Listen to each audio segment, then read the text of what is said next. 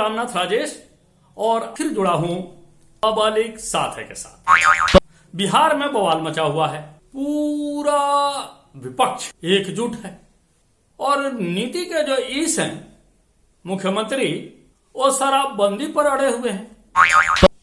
तो हम तो भाई प्रतिपक्ष के साथ हैं और कारण ये है कि पूरा बिहार के युवाओं का उनका जेंडर परफॉर्मेंस खराब हो जाएगा। जब वो बिहार से बाहर जाएंगे और जब गुलाबी चेहरा और शराबी आंखें की बात होगी तो भकुआ जाएंगे कि नहीं? उनको बुझाएगा कि शराबी आंखें कैसी होती हैं। जब शराब देखे ही नहीं रहेंगे तो शराबी आंखें कहां से बता पाएंगे? तो इससे बिहार पिछड़ जाएगा। हमको इसका बड़ा दुख होगा, इसलिए हम नेता प्रतिपक्ष के साथ हैं। शराबबंदी खत्म होना चाहिए, बहुत खराब चीज है। शराबबंदी का प्रभाव ये पड़ा कि अपने बीवी बच्चों माता पिता पर वीरता दिखाने वाले लोगों की कमी हो गई। वाले शराब पीने के बाद चूहा से शेर बनकर गाली गलौज करने वाले लोगों की संख्या कम। रोड पर दुर्घटनाएं भी कम होने लगी। दुर्घटनाएं कम होने लगी तो गैराज में गाड़ियां कम जाने लगी, इतनी लोग बेरोजगार होने लगे। उससे भी ज्यादा खराब प्रभाव तो प्राइवेट अस्पताल पर पड़ा। जो पानी और खून चढ़ा के थोड़ा सा एक्सीडेंट में रुपया दूह लेते थे, उनकी खटिया खड़ी हो गई। खास करके शराब के लिए जमीन बेचने वाले का जो लाइन लगा रहता था रजिस्ट्री ऑफिस में, वहां भी आमदनी कम हो गई। होटल उद्योग के तो बातें मत पूछिए, शराबे नहीं तो होटलबाजी कौन बात के। तो ये कितना दुख की बात था बताइए। लेकिन पूरा विपक्ष और जो अभी सत्ता में है भाजपा, वो भी कलेजे पर पत्थर रखे रहा कि नहीं? सब सहते रहा कि नहीं? सहा उसका जब वर्ष 2016 में शराबबंदी की घोषणा की गई थी तो बिहार का पॉलिटिक्स दूसरे तरह का था। राज द कहने वाली पार्टी को राज मिल गया था, तो उसी के सहयोग से बिहार में शराबबंदी लागू हुई थी। धर्म के चाशनी में डूबी हुई पार्टी भाजपा उन दिनों विपक्ष में थी, तो उसको कहां पता था कि ऐसा हो जाएगा।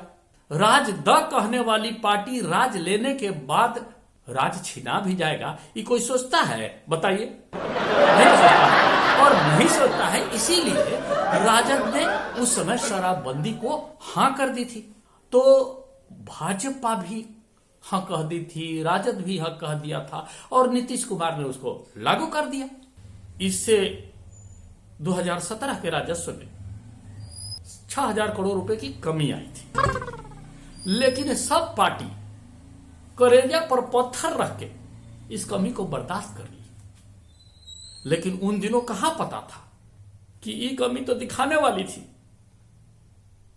असली इसका असर इसके बाद देखने में आया और उसी के बाद सभी दलों का माथा चकराया।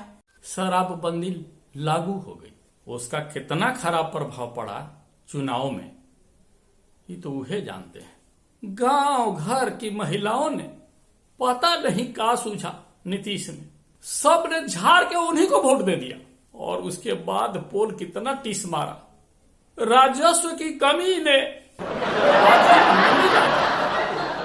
खाली राज दो वालों को नहीं, हमारी भाजपा के भी नेताओं के भी आंखों में नमी ला दी।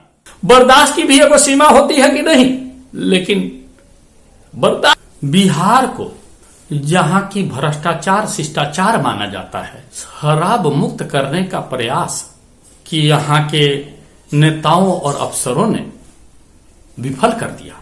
शराब उद्योग को उन लोगों ने कुटीर उद्योग में बदल दिया। इसमें हमारे पुलिस प्रशासन और स्थानीय प्रशासन कुटीर उद्योग बन चुके। शराब के धंधे की वजह से हर जगह शराब मिलने लगी कि थोड़े पैसे ज्यादा लगते थे। तो हमारे ये प्रशासन के कृपा से थोड़ा दाम ज्यादा लगता था, लेकिन मिल सब कुछ जाता था। लेकिन क्या बताएं, इस बीच में बहुते गड़बड़ हो गया। कुटीर उद्योग के जरिए कहीं से शराब आई, वो जहरीली शराब निकल गई और उसमें बहुते लोग मर गया। और इसके बाद प्रशासन डर गया, सुशासन बाबू ने फरमान जारी कर दिया कि नहीं, अब सारे कुटीर उद्योग बंद हो जाने चाहिए। अफसर लोग क्या करता, नौकरी गवाता। अब तक तो 700 से ज्यादा लोग शराब बंद बालू में जो गए हैं वैसे ही बालू नप गए। तो शराबबंदी में भी तो नौकरी बचानी थी। इसी बीच में दूध के टैंकर में शराब मिली। हमारे सांसद महोदय की दी हुई एम्बुलेंस में शराब ढोई जा रही, वो पकड़ा गई। हमको इस बात से बड़ी शिकायत है। अरे लोग शराब पी के एम्बुलेंस में लदाता था कि नहीं लदाता था? लदाता था ना। तो शराब पी के एम्बुलेंस में लदाता था तो कोई बात नहीं है। एक बार शराबे एम्बुलेंस में चढ़ गई तो कौन बात हो गई भाई? इसका नहीं कोई बात का बवाल है। शराब एम्बुलेंस में तो लदाई, लोग शराब पी के लदाते थे, एक बार डायरेक्ट शराबे लदा गई। इस पर पूरे बिहार में बवाल मच गया। ये गलत बात है कि नहीं? अगर आपको हमसे आगे भी मिलना है तो सब्सक्राइब बटन दबा दीजिए, इससे पैसा नहीं लगता है। सही